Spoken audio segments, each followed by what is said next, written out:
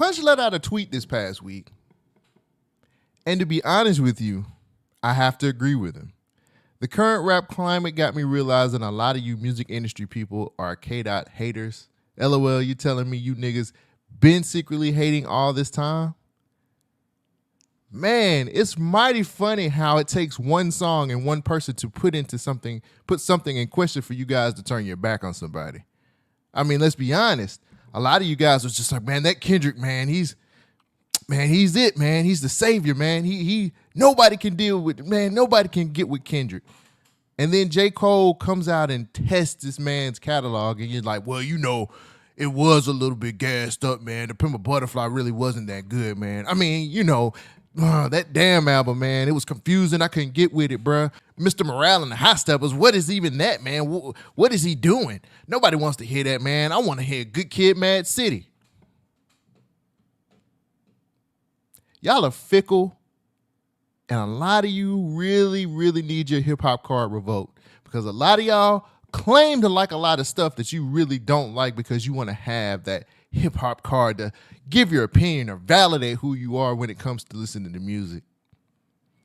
It's a shame because a lot of y'all really been hating on the low for a long time, and it just took one diss song to expose you. Now, don't get me wrong. Everything that Kendrick has made has not been gold.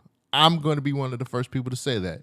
When I first listened to Pimp a Butterfly, I was very dumbfounded. Didn't know where this was coming from. Didn't really get a better understanding of why Kendrick made something like this after coming off of Good Kid, Mad City. So I can admit, at first, I was very confused and didn't really understand where he was coming from.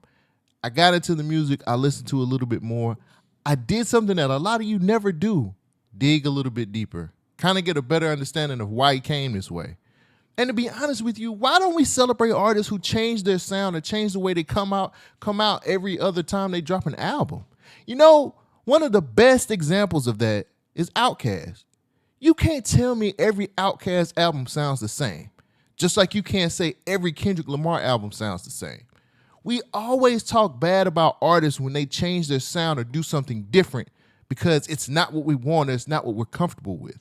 We never celebrate them being artists. We never celebrate them doing something that they want to do that sounds good to them. Aren't we supposed to be celebrating people who don't want to fall into the industry trap of doing numbers or making songs for the fact that they want to break records? I can think of one guy on top who don't even care about changing the sound. A lot of y'all he is your fave, you've said it yourself. He hasn't changed in 4 albums. And yet and still, you do this. You want to downplay a person who's actually giving you quality music, who's actually giving you something to think about, and been something that's a staple in the last 10 years.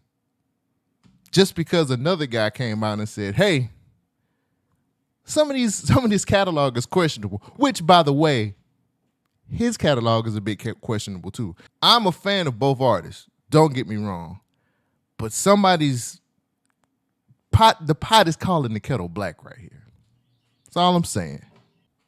If you want to be one of those people who want to have cool hip-hop takes that you don't necessarily believe in, make sure at the bottom of your tweet you put opinion subject to change because I'm not really that type of guy. Welcome to the STEM Society.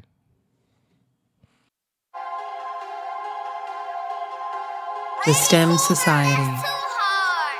Heard some rap niggas beefing, man, them rap niggas phony. It's a trap nigga party, this for trap niggas only. My little bitch, she mad at me, cause I fucked on her little homie. Bobby Brown, not enough, hey, y'all these hold my tenderoni. Took a year off just to chill, trying to see if they can clone me. But these niggas can't beat enough, cause this shit in me is not on me. It's time to dirt back up the scale, tell my partner keep them coming, all that op shit, that shit. The STEM Society. Welcome back to the STEM Society. My name is Cole Jackson. I hope you had a great weekend. This is the Sunday show, and if you're watching it on YouTube, the Monday show. This has been interesting. A lot of hip-hop conversations, a lot of different people exposing themselves on what they like and what they don't like. some of y'all are out here living. It's some nasty work out here, some real nasty work. Before we get into the show, have you joined the society yet? Are you a part of something special? Make sure you guys join the society. Subscribe to the B1K Radio YouTube channel, or you can subscribe to the audio version of the show via Spotify or Apple Podcasts. Look, all I'm asking for is a play, a like, a comment, whatever you can do to grow this thing. But the best way to be a part of the society is to subscribe. Subscribe to all three of them. Subscribe to the Spotify, subscribe to the Apple Podcasts, and subscribe to the YouTube. Be fully immersed in what the society offers, which is great music content. And whether you like it or not, let us know. We'll do what we can to change it or make it better or just not do anything at all. Who knows? New releases. So this week I'm going to, you know what I'm talking about. J. Cole dropped Might Delete Later mixtape, 12 tracks, 43 plus minutes. This is all I'm talking about in new releases. I'll talk about a lot of other I'll talk about Glorilla, I'll talk about Bryson Tiller, and I'll talk about Wayne on the next episode. This right here, very important. A lot of stuff going on with this. So my experience was kind of weird because I'm going, one, I was up a little bit later trying to just kind of figure out some stuff to bring to the show. Basically had the show set up, ready to go, and this mixtape drops. And I'm just like, what the hell, J. Cole? So immediately I go to social media, and everybody's like, 7-minute drill, 7-minute drill, 7-minute drill. And I'm like, oh, the Kendrick response. Now, I'll be honest with you guys. I went to that first, and then it was a situation where I was just like, I played it, stopped it, and I was like, I don't want to listen to it that way. Started all the way to the beginning. The mixtape is an experience within itself because J. Cole is rapping like the Rinse do. He really is rapping like the Rinse do on this album. There's no ifs, ands, or buts about it. But he's also, I think he's putting a lot of rappers, he's putting the industry on notice. There's a lot of him calling people's albums trash. There's a lot of stuff in here where he's telling people he has watched them on their own verses. He is not on their own verses, on their own songs. Like, he is really getting into it and letting people know that he is the person that you got to come see. And I got to be honest with you. I'm not mad at this J. Cole. I feel like this album was done before the Kendrick diss. I think the Kendrick diss was added, hence it being the last song. I think that was added last minute. I think he didn't see this coming because he had a whole rollout. If you guys, I've talked about it on the show before. He had a whole rollout that was called Might Delete This Later, where he was building up to something, which I thought he was building up to the fall off, but clearly he was building up to this mixtape. And this is just my observation. I could be wrong. But I feel like this was already done. I feel like this was done. It was finished. He had everything he needed to do. And I think the Kendrick verse messed up the rollout. And he had to add this Kendrick diss song to the mixtape. I'm not saying that the song 7-minute drill don't fit, but I just feel like with that being the last song, I just feel like he added that last minute. One of the best things that I liked about this album as well was J. Cole made sure the production was going to be solid. T-Minus is all through this album. He is sprinkled all through this album. He got Conductor to do some beats on here, do some production on here. He got Alchemist, which I feel like Alchemist song is amazing. And he got Daylight to produce a song on here, which I'm going to get to that as well. All of the things, all the ingredients for this mixtape, I keep wanting to call it an album, but apparently it's a mixtape.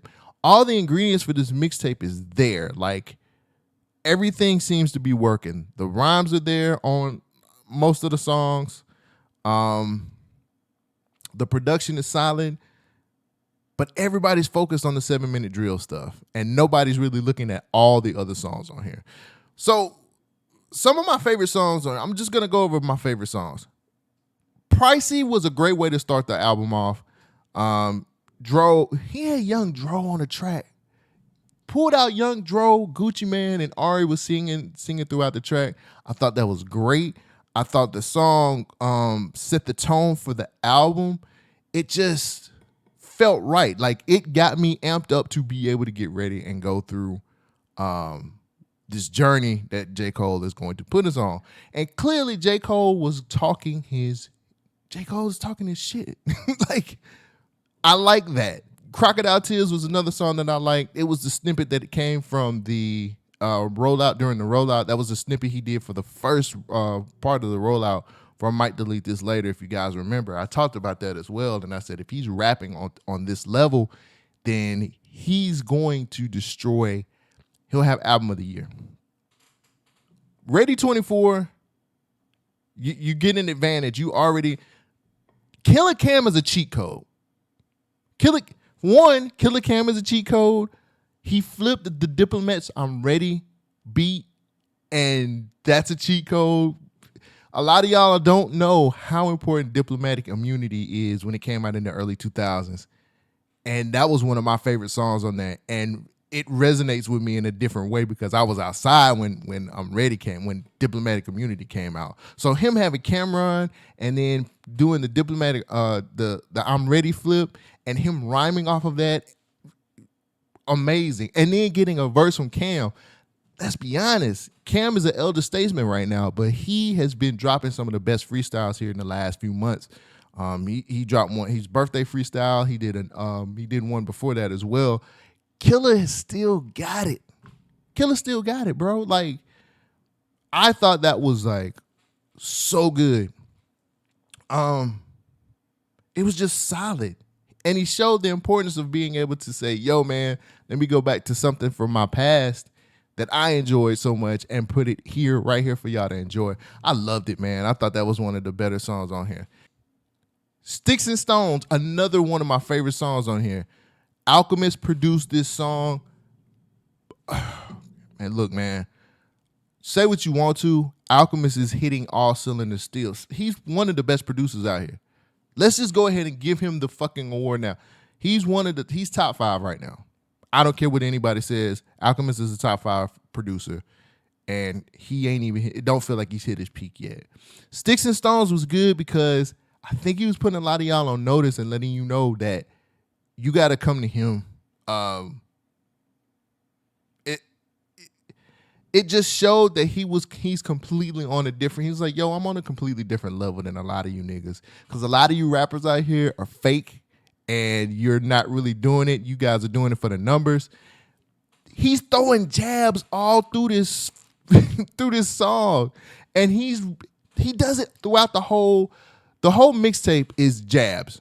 Like, he's calling out a lot of bullshit that's going on in the industry as far as just like artists not being as good as they say they are, or the fake numbers that they get, or all of the fake just artists not being on the level of him and other rappers. But Sticks and Stones is one of those songs, man, where I promise you, that's one of the songs where he was rapping like the rent was due. Like, Cole was getting in his bag on this one. For real, getting in his bag. And I enjoyed every fucking second of it.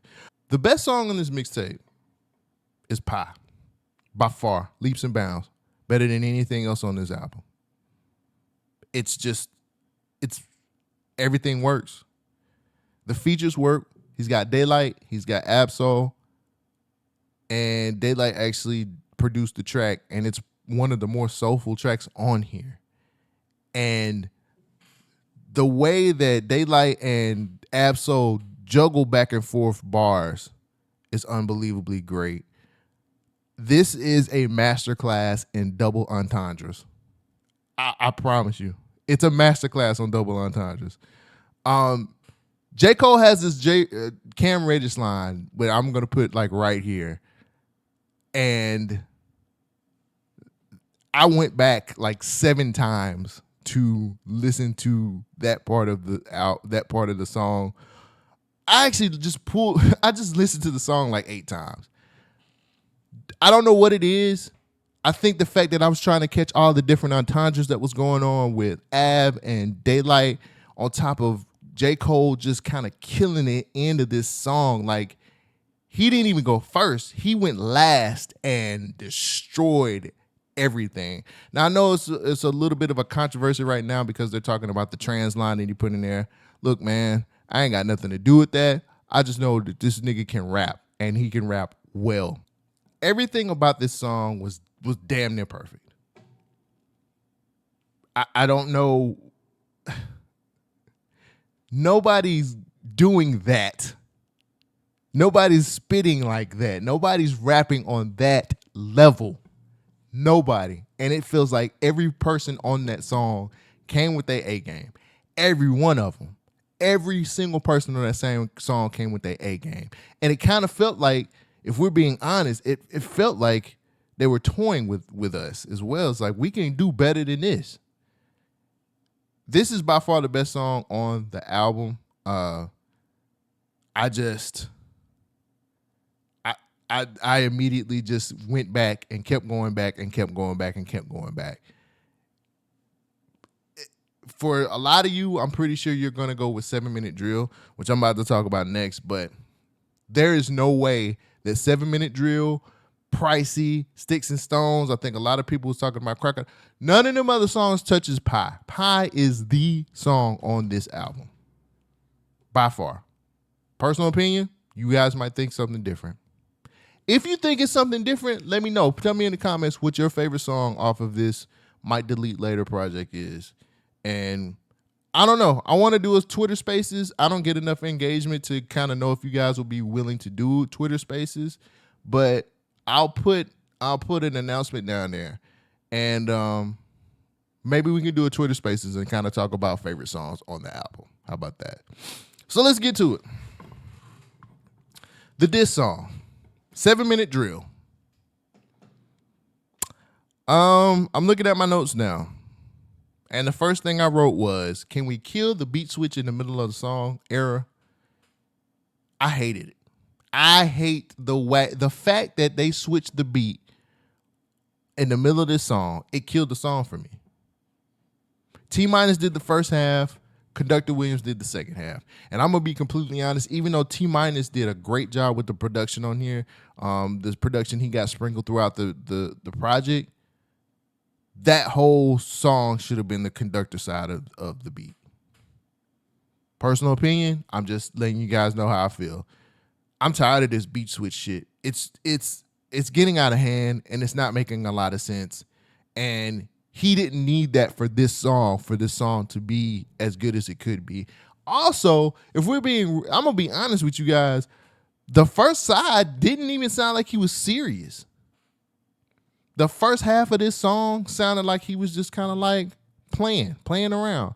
The second side, when conductor, when that came in, he got serious, and it felt like he was really trying to do a diss song.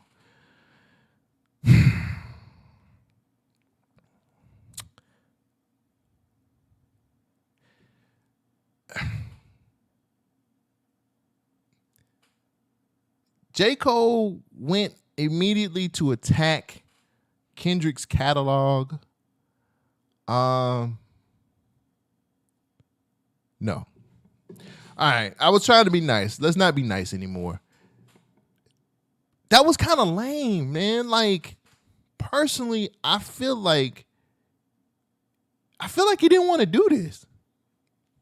That's my opinion. Other people might feel differently. It felt like he wasn't prepared.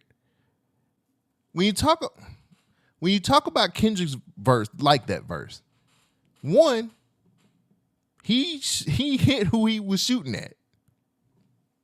He hit who he's shooting at. And you can tell who J. Cole is shooting at, but you know who Kendrick is shooting at on like that. Direct, to the point. What else did I put down here? Current, which is important. It's current. Kendrick basically was like, you niggas teamed up on a song and gave me a backhanded compliment. That's what y'all did, and I didn't like it. And you got to come see me, the final boss. You got to come see me.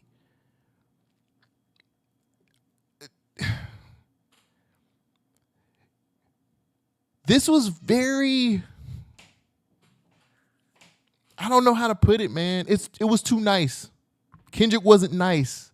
Kendrick wasn't playing games. Kendrick wanted to let you know he was coming. And I've heard you niggas. I seen you niggas. I know what's going on. J. Cole just felt like he was just like, man, this is my homeboy. I don't want to do him wrong. But then he puts the New Jack City line in there about holding the gun to his head. Nah, man. My expectations for the J. Cole response was higher than this. It was higher than this. I'm sorry. We have to start. We know what J. Cole proved everything he can do on this project. Listen to these songs. That's how I know this Kendrick diss was added last minute. The rhyming that he's doing on this project does not match the rhyming he is doing on this 7-minute drill song. I'm sorry.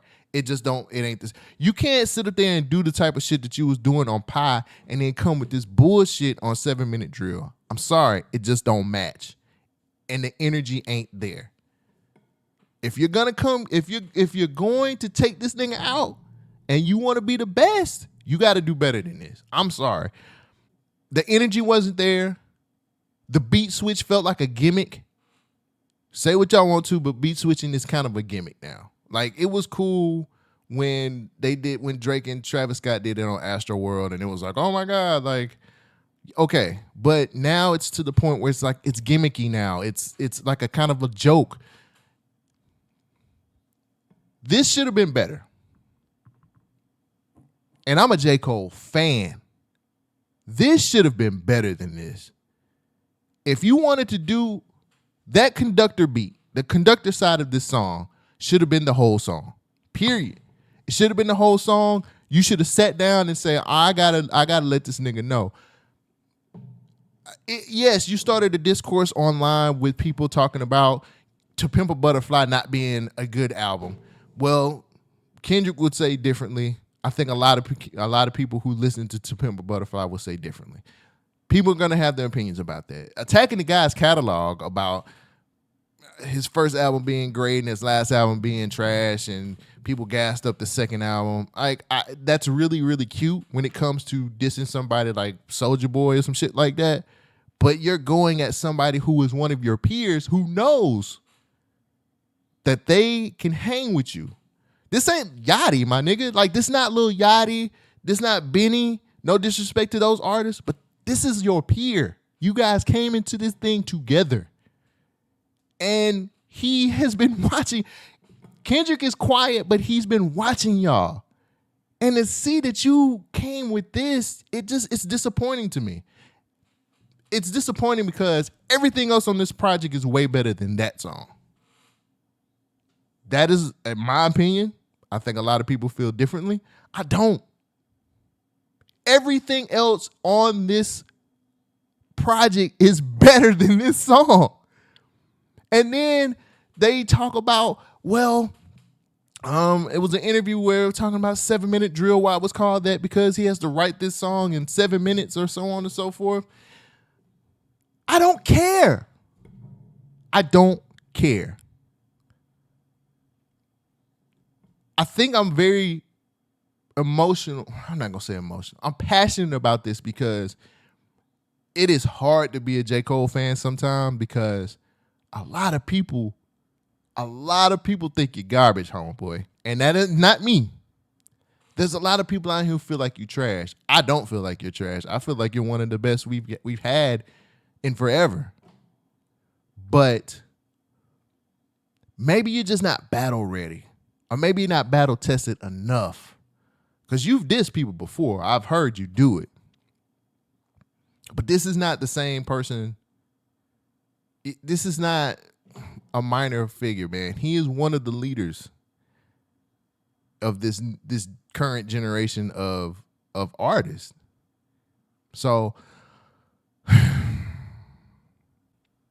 I just don't feel like you wanted to do this type of song. I feel like you were forced into doing a response. And it just felt gimmicky. It just felt like a gimmick, man. It felt tacked on. It did not feel the same as everything else on the album. Now, Everybody who's watching this maybe feels a little bit differently. But if you listen to the whole thing front to back from beginning to end, and by the time you've heard everything else, all the other 11 tracks on this album, and then you finally get to 12, I think you might agree with me. It just don't match. The energy don't match. The rhyming don't match. None of this shit matches. That's a personal opinion, and I could be wrong. Tell you what, let me know in the comments. If you agree with me and you feel like 7 Minute Drill is just not up to standards when it comes to a diss track, let me know in the comments. Or if you feel like I'm wrong and you feel like this is the better diss track, this is the better track over the Kendrick Lamar verse, I'm going to be honest with you. I'm picking this Kendrick Lamar verse over this 7 Minute Drill, this 7 Minute Drill song 10 times out of 10. And it's not because I love Kendrick more than I love J. Cole. Kendrick's verse was better than this whole song. His verse killed this song. So who knows?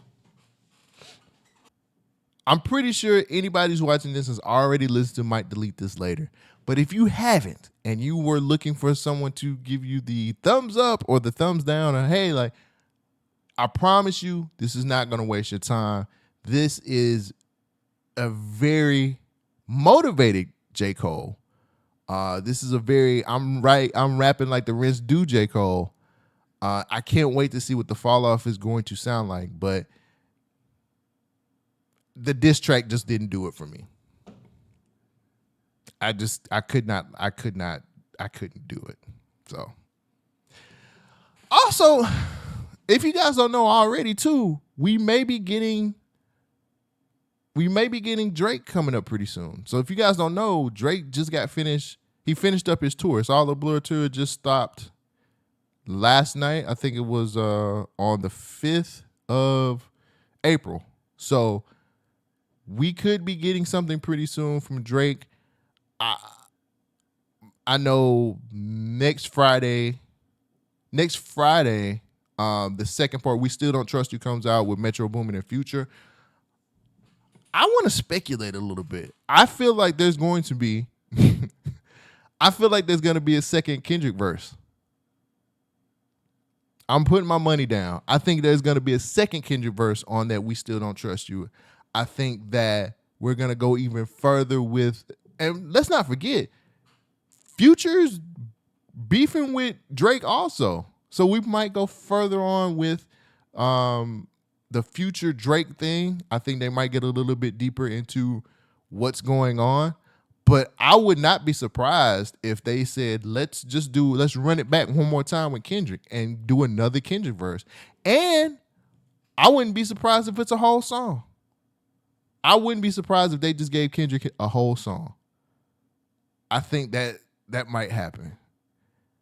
I want to hear We Still Don't Trust You. I want to get that feeling again, because outside of Like That, that project is good. That album is a good album. Say what you want to, that's a good album. But I think we're gonna get the second part of Kendrick's diss. I think he's gonna do it again, and he might do some crazy. I hope he does a crazy West Coast, like a for real West Coast beat, and just go ahead and tear everything down. I love this part of hip hop, man. I love this part of rap, man. When people are starting to get in their bags more, when people want to start competing a lot more, like, this is what I come to hip hop for.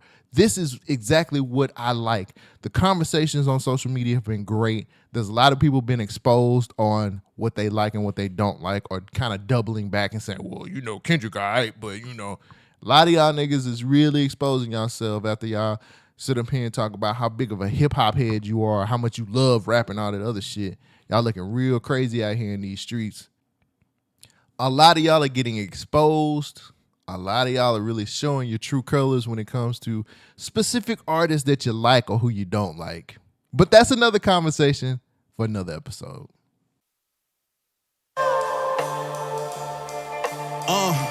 The STEM Society. Yeah.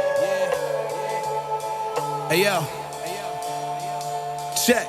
Ayo, the rhyme superior, like when Superior designed the beat. I spit like shooters emptying clips. The bars is bullets, I'm striking your ears like firing pins. It get explosive when my mind depletes like magazines. It's mandatory to soak them just like a bag of beans. I told my brother it's up once I get this shit jumping. And now I trampoline and trample samples. They say my style's a breath of fresh air, the type to help an asthmatic breathe. They get your pack, pour the dragon weeds. I get in character with writing like it's Cantonese. I had to jab and weave to get this spot I'm in. The STEM Society. Like heavy bags with weight on me, like I'm working on enhancing speed. Women watching call them enhancing teas. All right, let's get into the news. I only really have one story because I felt like I was going to go long on the J. Cole album. But I did want to bring up this whole situation where artists are trying to protect themselves from AI, and I think that's super important, especially when it comes to independent artists or artists that are actually just getting started. So let me give you the story. I got this from Hip Hop DX. In an open letter organized by the Artists' Rights Alliance, artists call out the opposition about the use of AI within the music industry after tech companies such as YouTube begin to experiment AI music making tools. Here's some of the points the letter hits on. We must protect against the predatory use of AI to steal artists' voices and likenesses. The artists are asking tech companies to not undermine or replace human artistry of songwriters and artists, or deny us fair compensation for our work. The letter also warns against the creation of technology that will, quote unquote, violate creators' rights and destroy the music ecosystem. The letter was signed by over 200 artists, including people like Nicki Minaj, T.I., Metro Boomin, Benny the Butcher, Doechii, Hit Boy, Tech Nine, Jadakiss. These are just to name a few. So this all stems from a situation that happened last April. There was a song called "Heart on My Sleeve," which was it was an AI version of Drake and The Weeknd, and that song got uploaded to YouTube. Well, eventually it ended up going to streaming services, and that caused a big dust up. Universal Music Group actually forced companies to take it down, then kind of cover their asses because they're dabbling in AI also, if you guys didn't know that. But here's the quote. UMG's success has been in part due to embracing new technology and putting it to work for our artists, as we have been doing with our own innovations around AI for some time already. Right. With that said, however, the training of generative AI using our artists' music, which represents both a breach of our agreement and a violation of copyright law, as well as the availability of infringing content created with generative AI on DSPs, begs the question as to which side of history all stakeholders in the music ecosystem want to be on. The side of the artist, fans, and human creative expression, or the side of deepfakes, fraud, and denying artists due to their compensation. Damn, UMG is good. Universal Music Group is really good by covering their asses. Again, they kind of slid in the point of them working with AI themselves. You know, a prominent podcaster said something that makes complete and total sense, but you guys will not listen, and he is right. When are you niggas gonna go on strike against this shit? Because just as much as this AI, people who are not a part of the companies are using y'all, the companies are using y'all too. And if you guys did the same things what the actors did, I think you guys would be compensated more, and I think you guys would most definitely get a lot more respect. Putting out a petition is cool, but it is what it is. So I'm pretty sure you're like, well, Cole, why should I care? Well, here's the thing. A lot of independent artists have to use AI for different situations, as far as like if they don't have a band or if they don't have background singers or people who can actually help them with the vocals. There are programs out there where you can use where you can actually have a band, or, you know, you can have what you need there. The thing is, that's cool. I'm not saying don't do that, but once you get to a point where you're making more money, we need to figure out how to incorporate more human beings in the process. This could easily take over everything that you're doing. And even though the process is a lot easier, come on, man. You want your music to have a lot more soul to it, a lot more feeling to it. You don't want to have a whole robotic ass song. You don't want to be out here doing crazy shit with AI. And just as easy as you do that to people during your process, when you get bigger, companies will do that to you as well. So I'm not saying completely count it out, but what I'm saying is make sure it's a temporary fix and not a long-term goal when it comes to you making music. Also, AI is taking away money from people who are trying to make it as songwriters and producers. Like the element of having human beings writing these songs, or actually human producers actually putting in the work to produce. Like, it's one thing to just make a beat, and most of my producers out here who listen to this know it's the difference between being a beat maker and a producer. A producer is going to most definitely make sure that your song has quality, your song is going to sound good, and they're going to make sure everything fits. But if you're somebody who's a beat maker, you're just selling a nigga a beat, man. AI is to the point now where you don't have to do that, but I don't think you could get the most out of that if you do that on a permanent basis. And it's a lot of songwriters out here who are getting screwed because of AI. I get it, man. It's the easy way to go. It's cheaper. You don't have anybody ranting and raving. Right now, there are songwriters fighting for their splits, and they're not getting what they deserve when it comes to these songs already. But getting to a point where we're using AI where we completely take out the songwriters, we won't have any soul when it comes to these songs. And that's what counts. We got to have some feeling in some of this shit, man. Like, we can't sit up here and continuously be getting robotic ass music or crank out the same bullshit, because eventually that's all we're going to get. Canned music that ain't shit. We don't want to do that. We want to make sure that we're consistently coming up with new and creative ways of music. And the best way to do that, to me, in my opinion, is having someone human come in and write a song. We're putting a ton of people out of work already with AI doing a lot more jobs than normal. And I just don't want the human aspect of music to be taken away. Like, that's just not fair. And it doesn't make a lot of sense. And if the companies have their way, I promise you, they'll make sure that they eliminate all songwriters, or make sure the songwriters, the percentage of songwriters that are human, a very low percentage. So that's what I'm saying, man. Some of these things that people don't never think about, it's more to it than just saying, yo, we shouldn't trust AI. You're killing the job market in the music field. That's all I'm saying. Last thing. The more comfortable you guys are to letting these companies use AI to replace you, the freer they are going to be to have the option to eliminate you, if that makes sense. I don't want the human aspect. I keep saying this, but it's true. The human aspect of music should never go away. It should never go away. Music is something that is music is a gift. And we should most definitely treat it as a privilege to be able to make it, to listen to it, to have the human side of it be a part of it, man. If the companies are giving you guys shitty contracts, what do you think they're going to do when they can eliminate the human aspect altogether, when they don't have to pay you?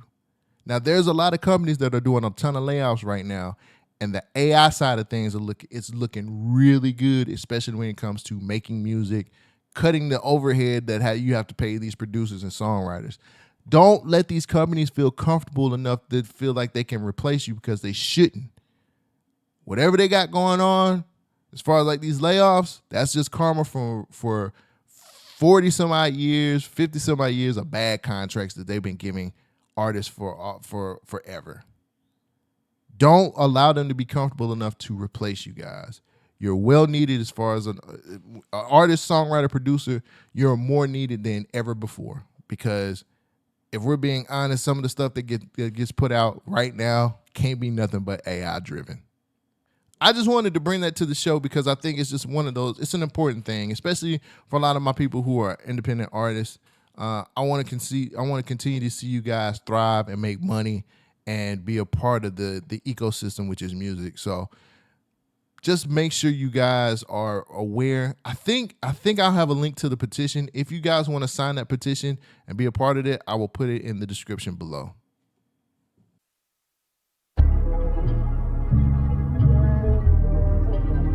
Dream The STEM Society.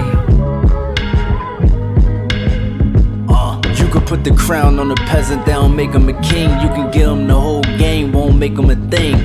You a boss when you paying sourlies and hourlies, and get it back when it goes sour and all your power leave. I hope that you could sell your stocks and your properties, and got them nigga had to sell your watch and your prodigies. I done seen a dynasty rise and seen the death of it. Niggas change up so much, I start expecting it. Like I ain't activate plan B, but I was prepping it. Cause The I ain't STEM know Society. snakes, but I was guessing it. The niggas I be with really got what they be talking about. Really hung out on that block that they...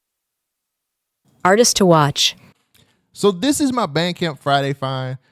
I've talked about this before. The first Friday of every month is Bandcamp Friday.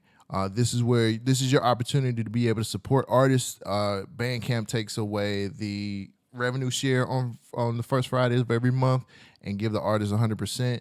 Make sure you guys are supporting independent artists by going to Bandcamp and purchasing something for Bandcamp Fridays. It just makes sense. I found this artist by the name of G Holy, who I played in the song previously, the transition song into this. He had a 4-pack called Big Holy. He's out of Philadelphia, but he currently resides in LA. I couldn't find much about him as far as like in the description.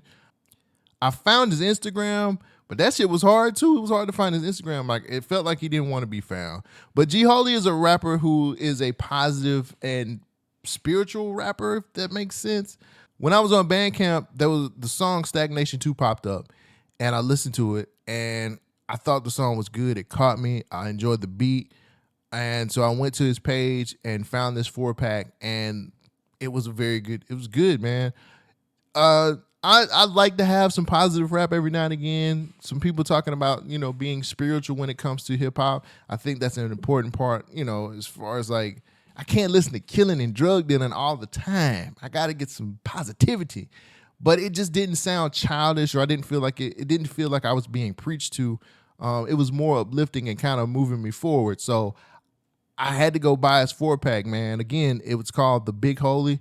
Production was pretty solid on here. If I'm not mistaken, he produced the whole thing himself as well. It's sometimes where it sounds a little muddled or just not the best, but hey, he's independent and he's doing all of his own on his own. But give him a listen if you want to get some positive or spiritual hip hop that's not like sometimes I listen to some of this hip hop that's positive and it don't sound like it's for me. It's not for an adult. It sounds like it's for kids. There's the only other person who I really enjoy that's positive and has some spiritual stuff. Well, he's not spiritual. He's more positive than anything, or more life-bearing, like what's going on in life, is Coda the Friend. I love Coda the Friend. He's one of my favorite artists. And he actually gives a mature way of listening to positive hip-hop, but G Holy does the same thing. And again, it's a little bit more gritty, a little bit more boom bap. I think you'll get into it. It's only a 4-pack, man. Go support this brother. His name is G Holy. The name of the project is Big Holy. And support Bandcamp Fridays, man. Give these independent artists some money. Let them be able to thrive off of their art. Let them be able to do what they need to do, man. It's not easy. It's not easy, y'all. So every first Friday of the new month, go to Bandcamp, find someone to support, and buy their project. So my TV's blinking crazy, so that must mean I've been on too long. I'm out of time, everybody. I appreciate you guys for showing up and being a part of this wonderful thing called the STEM Society, but a lot of you haven't joined the society yet. Why is that? Be a part of something special. Join the society. All you have to do is give me a like, a play, a comment. I'm asking you guys to help me break the algorithm chains by growing this. Be a part of something special. Now, the best thing you could do is subscribe to all of the things that is STEM Society, which is the Spotify, the Apple Podcast, and the YouTube channel on BYNK Radio's YouTube. Hit the subscribe, get notifications. If you like the content, that's fine. If you hate the content, that's fine too. But reactions, I want to have interactions with you guys. I want to be able to be more interactive. I most definitely want to see if you guys would like to do some spaces for new albums. I would love to sit down with you guys and actually talk music when stuff release. Let me know in the comments if that's something that you would like to do. I'll actually put my Twitter down here at the bottom, and just follow me and hit me up, man. Let me know what you want to do so we can do it. I want to be way more interactive than I have been. All right. With that being said, I will catch you guys next episode. Peace out.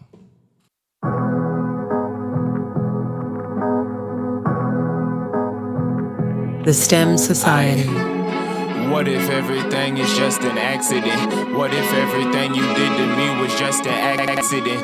We could just pretend it never happened, cause the past it gets. I maintain, make way, dealing with the same things. Day to day the pace change. Sitting in my universe where things could be explained because the past it gets. I've been inside a couple years. I think the past affects the ratio and aspects of the place we go. The travel checks ain't safe to go. I'm trying to find some Thank you balance for joining the STEM somewhere. Society. Choking when I lose a sense of hope.